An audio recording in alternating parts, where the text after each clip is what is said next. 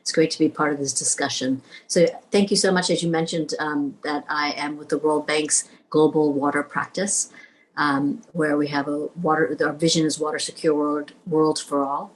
The World Bank is the largest multilateral source of financing for water in developing countries, including we cover water supply and sanitation, water and agriculture, which is mainly irrigation, and water resources management. Our portfolio includes about 147 active projects totaling over about 25 billion. I'm really honored to be here to talk about the topic that you wanted us to discuss, which is the Sendai Review and how the issues that pertain to that could be addressed through efforts associated with the UN Water Conference. So the World Bank is not a party to the Sendai framework, but many of the activities we finance and support have strong alignment with the framework's lines of actions. So one of our main financing mechanisms, the Global Facility for Disaster Reduction and Recovery, GFDRR, provides bank and recipient executed grants that help contribute to meeting the Sendai commitments. So the previous speakers, Erin and others, had talked about, already set up very clearly why it's so important to bring together these topics, these global agendas of water, disaster risk management, and climate. And I'll offer a few areas where I think which are particularly ripe for further integration, collaboration, and prioritization. Some speakers have already pointed out that water-related hazards are responsible for 9 out of 10 natural disasters and counting. Taken together, some regions could see their growth rates decline by as much as 6% of GDP by 2050 because of water-related losses. Worsening droughts as storms, torrential rains in some of the world's largest economies could cost $5.6 trillion in losses to the global economy by 2050. To help moderate the impact of these increasing risks and better prepare for them through the support of international processes like the Sendai Framework and the UN Water Conference, first step is, as very well articulated by Aaron and others, we must first manage the reality of the ballooning water crisis, which is primarily the result of 3 interrelated factors. One is supply. We're not doing a good enough job on managing water resources, and we've transgressed the safe limits of freshwater planetary boundary. The second, the demand side. Estimates show that the current population growth and water management practices, the way they are, the world will face a 40% shortfall between forecast demand and supply of water by 2030. And then 3, climate change. Climate change manifests, and of course, these are all interrelated. Climate change manifests itself primarily through changes in the water cycle, increasing the frequency and intensity of droughts, floods, and other weather events. Wet shocks draw media attention and grab the headlines, but dry shocks are slow and long-lasting and are 4 times as destructive as wet shocks in the long run in terms of health, incomes, and employment.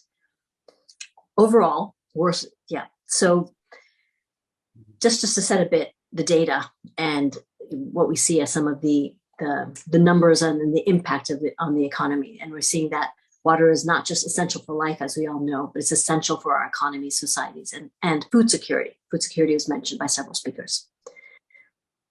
We cannot prepare for or manage the water crisis without working across the different sectors and the different scales of decision making.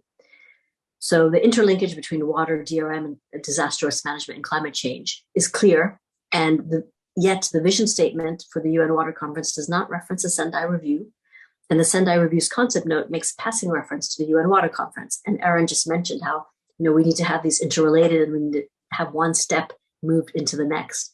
Here's an opportunity coming right away. So for these international processes to succeed, it would seem that stronger links would be important. There are some key areas of substance that participants in both processes could focus on to help further strengthen the linkages and facilitate the conditions for success in bringing these agendas together within the countries and across governments. The preparation for and management of floods and droughts, or hydroclimatic risk, as it's called, necessitates DRM agencies and professionals working hand in glove with water-related agencies, water utilities and water service providers, hydromet offices, and other relevant agencies. While each agency must fulfill its own mandate and has its own institutional identity and bureaucratic behaviors, there's much to gain from more collaboration. Silos are no longer acceptable solutions for the complexity of the challenges we are facing. We can help governments glean the benefits of a joined-up approach to hydroclimatic risk management. One area to start with is strengthening the links between meteorological services. It would be a relatively easier area to have these winds.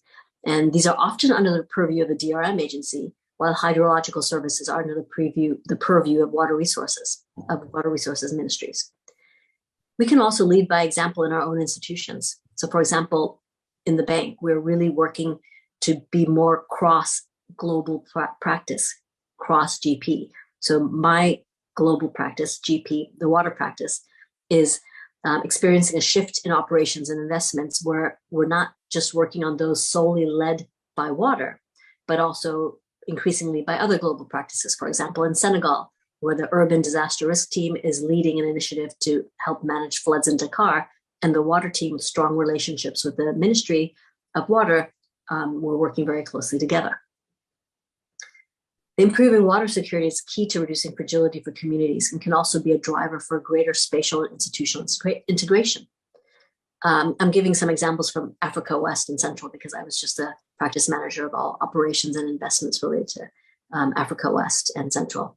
So in Niger, actual water use is significantly below all sector demands: agriculture, water supply, and sanitation.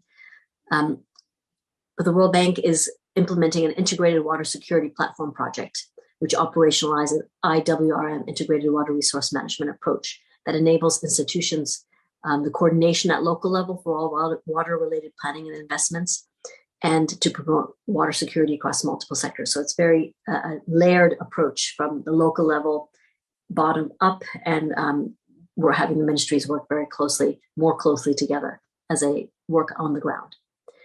There are existing efforts within the UN auspices that could well be positioned to further support collaboration under hydroclimatic risk and management, such as the IDMP and the associated program on flood management. These programs could be built upon to help strengthen the bridges across water, DRM, and climate change. So let me just conclude on droughts. So I mentioned that droughts are a slow-moving crisis, and they're often overlooked and underappreciated in juxtaposition with rapid onset climate events.